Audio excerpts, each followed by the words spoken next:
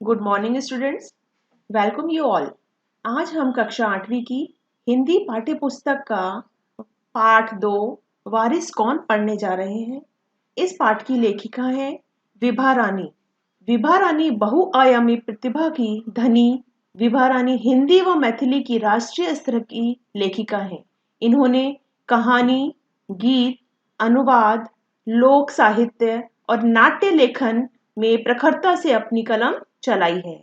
इन्होंने समकालीन फिल्म, महिला व बाल विषयों पर लोकगीत और लोक साहित्य के क्षेत्र में निरंतर काम करती रही हैं।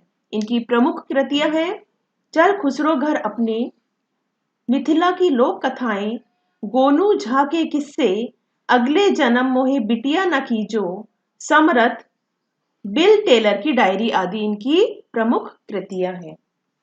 इनका मानना है कि यदि किसी भी कार्य को सफल बनाना है तो यह आवश्यक है कि वह कार्य पूरी समझबूझ, योजना बनाकर सही समय पर उपलब्ध साधनों का सही उपयोग करके करना चाहिए।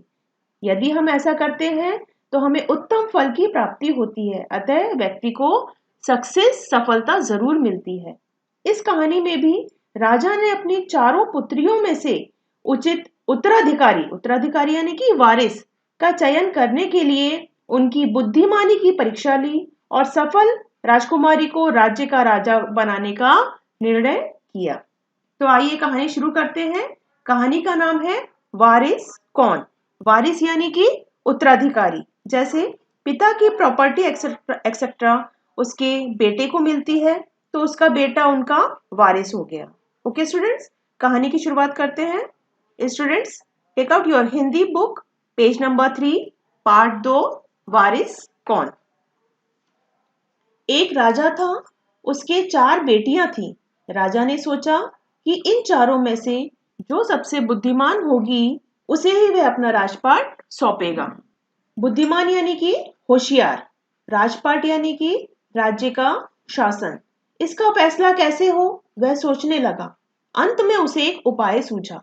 उसने एक दिन चारों बेटियों को अपने पास बुलाया और सभी को गेहूं, गेहूं क्या होता है, वीट यानी कि जिसका कि हम लोग आटा बनाकर रोटी खाते हैं, उसको सभी को गेहूं के 100-100 दाने दिए और कहा, इसे तुम अपने पास रखो। 5 साल बाद जब मैं तुम्हें इनसे मांगूंगा तब तुम मुझे वापस कर देना। अब राजा की जो चारों बेटियां थी, राजा ने उनको अपने पास बुलाया। क्यों बुलाया? क्योंकि वो अपना राज्य का उत्तराधिकारी या वारिस चाहता था कि जो सबसे ज्यादा बुद्धिमान हो इन चारों बेटियों में से मैं उसको ही अपना वारिस बनाऊं। तो वो इनको चेक करना चाहता था कि सबसे ज्यादा बुद्धिमान कौन है।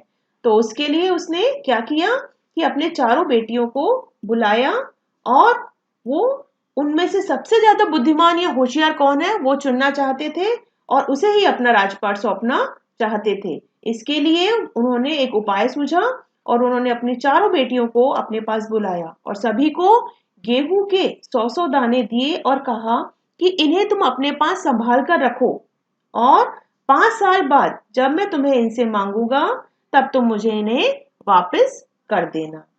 गेहूं के दाने लेकर चारों बहनें अपने अपने कमरे में लौट आईं। बड़ी बहन ने उन दानों को खिड़की के बाहर फेंक दिया। उसने सोचा, आज से 5 साल बाद पिताजी को गेहूं के इन दानों की याद भी रहेगी क्या? और जो याद भी रहा तो क्या हुआ, भंडार से लेकर दे दूंगी। भंडार क्या होता है? स्टोर रूम, जहां पर कि हम लोग अनाज वगैरह सामान संभाल कर रखते हैं, स्टोर करके रखते हैं, उसको बोलते हैं भंडार। अब राजा महाराजा क्या तो बहुत सारा भंडार रहता है, बहुत सारे अनाज वगैरह सब रखे रहते हैं। तो उसने बोला कि मेरे पास तो इतना सारा अनाज है तो मैं क्यों इन्हें संभाल कर रखूं। तो उसने क्या किया, उनको क्या किया, खिड़की के बाहर फेंक दिए। उसको बड़ी वाली जो उनकी बेटी थी उसको उसकी कोई कीमत नहीं समझ में आई तो उसने क्या किया, उसको खिड़की के बाहर फेंक दिया। और उसने सोचा जब भी पिताजी को अगर कभी याद भी आई, 5 साल बाद कौन याद रखेगा, अगर किसी को याद भी आई तो मैं स्टोर रूम से लाकर उनको वापस दे दूंगी। दूसरी बहन ने दानों को चांदी की एक डब्बी में डालकर उसे मखमल के थैले में बंद करके सुरक्षा से अपनी संदूकची में डाल दिया। सोचा 5 साल बाद जब पिताजी ये दाने मांगेंगे तो मैं उन्हें वापस कर दूंगी। अब दूसरी बहन ने क्या किया? दूसरी बहन ने उसको इतने अच्छे से संभाल कर रखा कि एक मखमल का कपड़ा लिया, उसके अंदर उन दानों को रखा और एक चांदी की डब्बी में डालकर उसे लपेटकर सुरक्षा से अपनी संदूकची में डाल के रख दिया और सोचा 5 साल बाद जब पिताजी ये दाने मांगेंगे तब मैं उन्हें ये वापस कर दूंगी। उसने अपनी अकल बिल्कुल भी नहीं लगाई कि जब दाने या खाने पीने की चीजों को हम इस तरीके से बंद करके रखेंगे और वो भी 5 साल के लिए, तो क्या वो सुरक्षित रहेंगे? क्या होगा उनका? वो आप बाद में देखिएगा। तीसरी बहन बस सोचती रही। अब जो तीसरी बहन थी वो उन दानों को लेकर सोचती रही कि मैं इनका क्या करूं। चौथी और छोटी बहन तनिक बच्ची थी। तनिक यानी कि थोड़ा छोटी। छोटी बहन तनिक बच्ची थी। शरारतें करना उसे बहुत पसंद था। उसे गेहूं के भुने दाने भी बहुत पसंद थे। उसने दानों को भुनवाकर खा डाला और खेल में मग्न हो गई।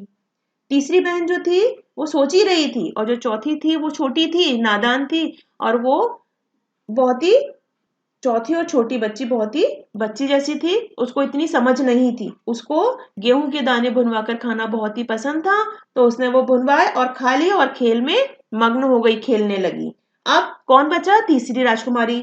तीसरी राजकुमारी को इस बात का यकीन था, विश्वास था कि पिताजी ने उन्हें यूं ही ये दाने नहीं दिए हैं। इसके पीछे कोई ना कोई कारण जरूर होगा। जरूर इसके पीछे कोई मकसद होगा। मकसद यानी कि रीजन या कोई उद्देश्य। तो पहले तो उसने भी अपनी दूसरी बहनों की तरह ही उसे सहेज कर यानी कि संभाल कर रख देने की सोची। फिर उसने ऐसा नहीं किया। उसने क्या किया? 2-3 दिनों तक वह सोचती रही कि मैं इन दानों को क्या करूं।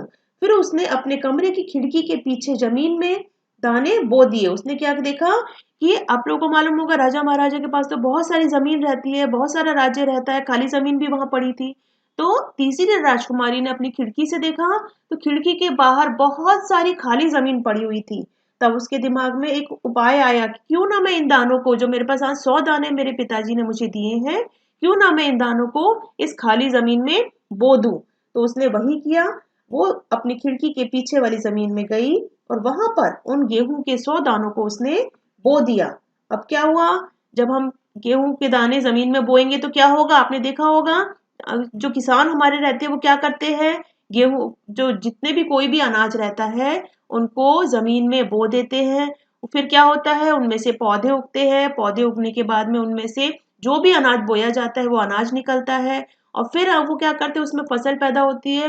वो अनाज काट कर फिर से वो उसको बो देते हैं। इसी तरीके से बहुत सारा अनाज हो जाता है। आपने भी शायद कभी घर पर किया होगा, कोई बीज फूल पौधे का बीज घर पे बोया होगा। उससे क्या होता है, पहले बीज से पौधे निकलते हैं, पौधे निकलने के बाद उनमें से फूल निकलते हैं। ठीक है। उसी तरीके से क्या हुआ, ये तीसरी जो राजकुमारी थी उसने वहां उस खाली जमीन में उन गेहूं के दानों को बो दिया और समय पर उसमें अंकुर फूटे। उसके बाद क्या हुआ, पौधे तैयार हुए। पौधे तैयार होकर उनमें से खूब सारे दाने निकले। अब जो उसने 100 दाने बोए थे उन 100 दानों में से 100 पौधे निकले। 100 पौधों में से बहुत सारे और अन्य गेहूं निकले। अब उसने क्या किया, राजकुमारी ने तैयार फसल में से दाने निकाले और फिर से बो दिए।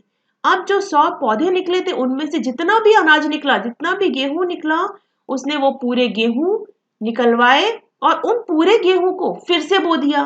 और इसी तरीके से वह हर साल करती रही। जितने भी अनाज निकलता था, जितना भी गेहूं निकलता था, वो उनको फिर से बो देती थी और फिर से वो जब उसमें से अनाज पैदा होता था फिर से वो बो देती थी। इसी तरीके से 5 साल तक वह करती रही।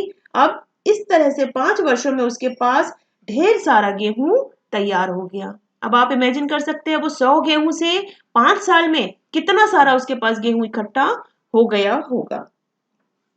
आज के लिए बस इतना ही। ओके स्टूडेंट्स, आगे की कहानी हम नेक्स्ट पीरियड में पढ़ेंगे।